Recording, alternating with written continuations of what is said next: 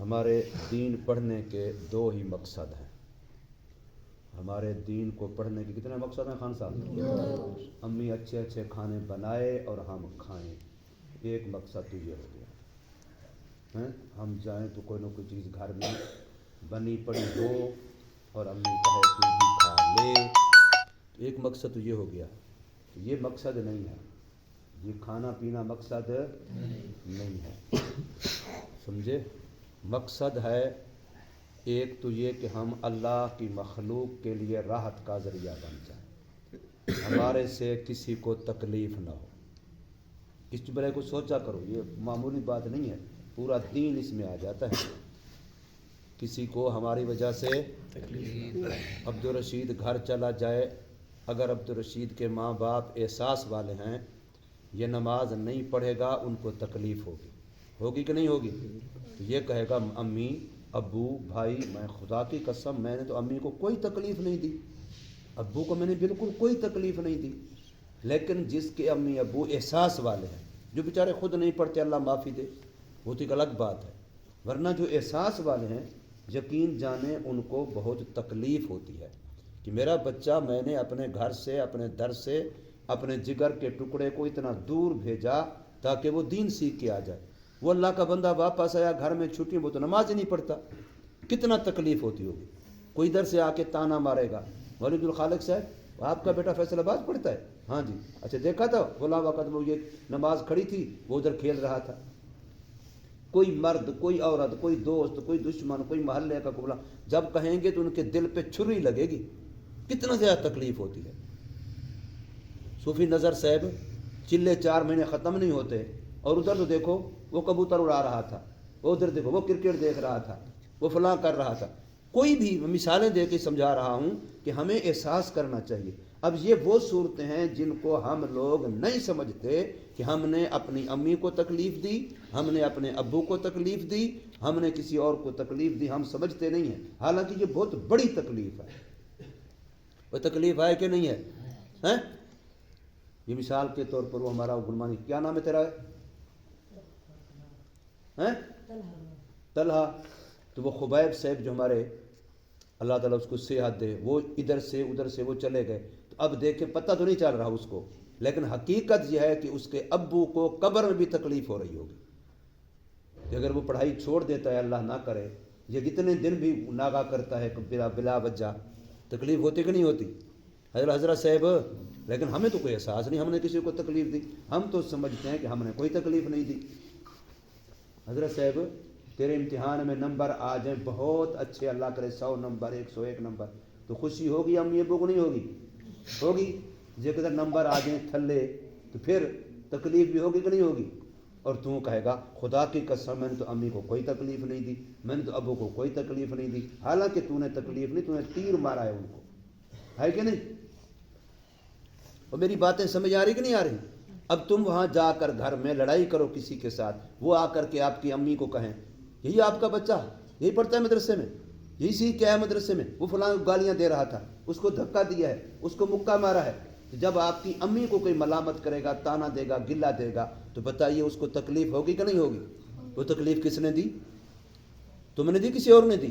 اور تم کہو گے جی ہم تو صوفی صافی نیک نمازی حاجی غازی، ہم نے تو کبھی کسی کو بالکل تکلیف نہیں دی. امی کے تو ہم پاؤں دھوتے ہیں. اور میری بات سمجھ آ رہی کہ نہیں؟ تو ایک مقصد ہمارے دین سیکھنا کیا ہے بیٹا؟ کسی کو تکلیف نہیں دینی. ایک مقصد ہمارے دین سیکھنا کیا ہے بھائی؟ ہماری وجہ سے کسی کو تکلیف، ماں باپ کو بھی نہ ہو، بہن بھائیوں کو بھی نہ ہو، رشتہ داروں کو، محلے داروں کو بھی نہ ہو، استاذوں کو بھی نہ ہو، مدرسے کو بھی نہ ہو، اور اپنے ساتھ پڑھنے والوں میں سے کسی کو بھی نہ ہو.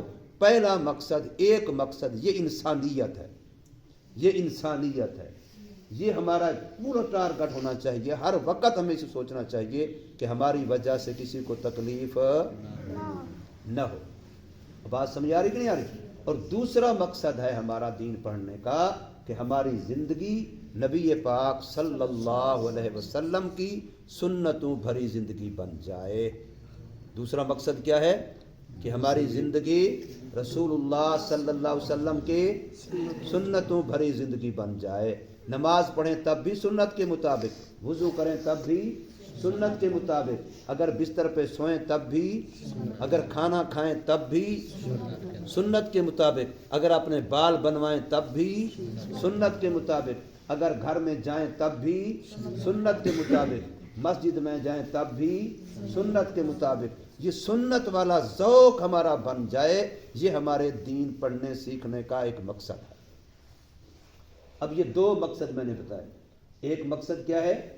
ہماری وجہ سے کسی کو تکلیف نہ ہو، ہماری وجہ سے کسی کو نہ ہو. مدرسے میں ہیں تب بھی، گھر میں چلے جائیں تب بھی، حاضری میں ہوں تب بھی، چھٹی میں ہوں تب بھی، کسی بھی حال میں ہماری وجہ سے تکلیف نہ ہو. ایسا نہ ہو کہ ماں کہہ رہی ہو مصیبت کہیں کی، اچھا تھا ادھر تھا، اچھا تھا ادھر تھا، مصیبت پتہ نہیں کہاں سے آ گئی. حضرت صاحب ابو کہہ رہا ہو یا سوٹی اٹھا کے پیچھے بھاگ رہا ہو، پہاڑی علاقہ دکھا رہا ہو، پھر اچھی بات ہے، اچھی بات ہے؟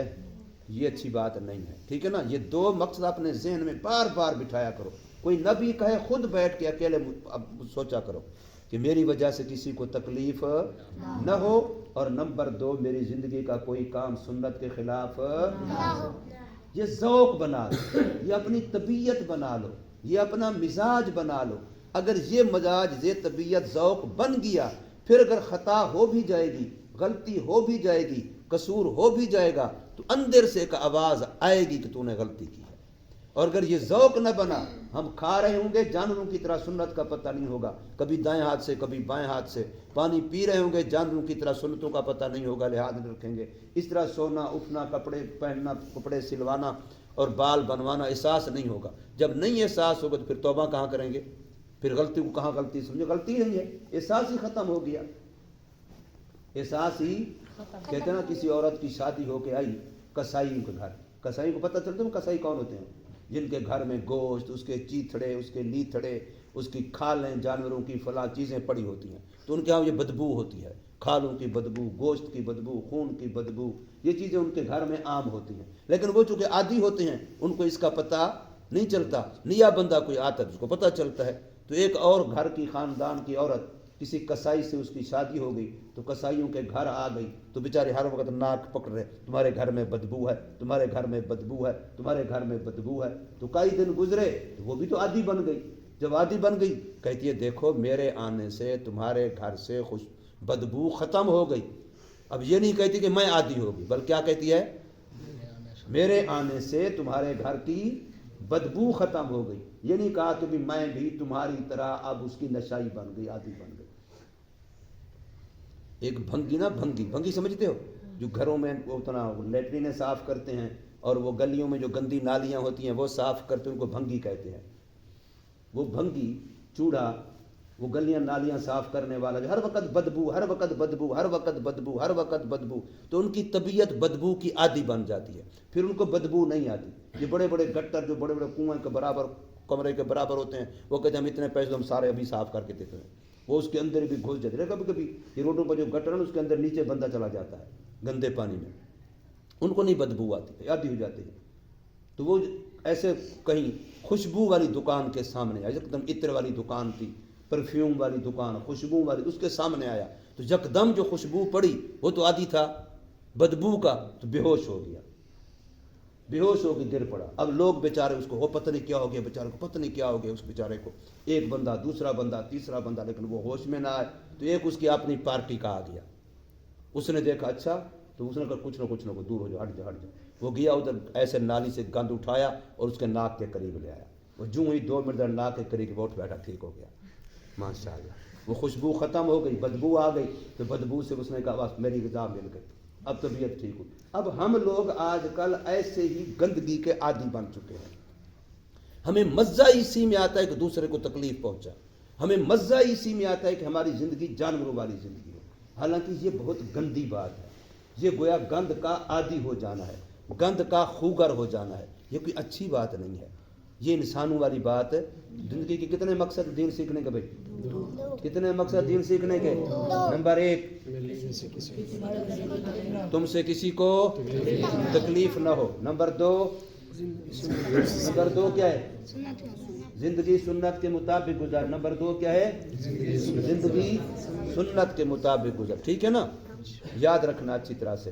اللہ تبارک و تعالی سمجھ نصیب فرمائے.